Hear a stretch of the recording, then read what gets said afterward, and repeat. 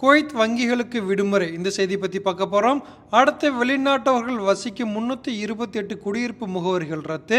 அடுத்து கட்டிடத்தில் இருந்து தவறி விழுந்த நபர் பரிதாப பலி. இதுபோல குவைத்தின் முக்கிய செய்திகளை பார்க்க போறோம். சேனலை சப்ஸ்கிரைப் பண்ணிட்டு கண்டினியூவா பாருங்க. முதல் செய்தி, குவைத்தில் நடக்க இருக்கும் 45வது வளைகுடா ஒத்துழைப்பு கவுன்சில் மாநாடை ஒற்றி வருகின்ற டிசம்பர் 1ஆம் தேதி ஞாயிற்றுக்கிழமை அன்று அனைத்து உள்ளூர் வங்கிகளுக்கும் விடுமுறை அளிக்கப்படும் என்று குவைத் வங்கி சங்கம் அறிவித்துள்ளது. அடுத்த செய்தி, குவைத்தில் 5 ஆண்டு காலத்தில் 27 போலி மருத்துவ விடுப்புகளை தனது முதலாளியிடம் சமர்ப்பித்த குவைத் ஆசிரியருக்கு குவைத் மேல்முறையீட்டு நீதிமன்றம் 7 ஆண்டுகள் சிறை தண்டனை விதித்து தீர்ப்பு வழங்கியுள்ளது. அடுத்த செய்தி, குவைத் நாட்டில் போக்குவரத்து விதிமீறல்கள் அதிகரித்து வருவதாக குவைத் போக்குவரத்து துறையின் புள்ளி விவரங்கள் தெரிவிக்கின்றன.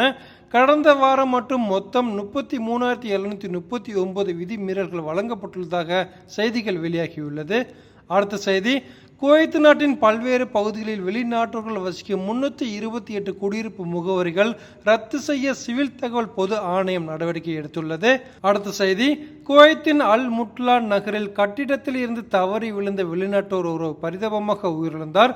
உயிரிழந்த நபர் எகிப்து நாட்டைச் சேர்ந்தவர் என செய்திகள் வெளியாகியுள்ளது. இதுபோல குவைத்தின் முக்கிய செய்திகளை தெரிஞ்சுக்கொள்ளும் சேனல் சப்ஸ்கிரைப் பண்ணி வச்சுக்கோங்க. மீண்டும் அடுத்த வீடியோவில் சந்திப்போம். நன்றி.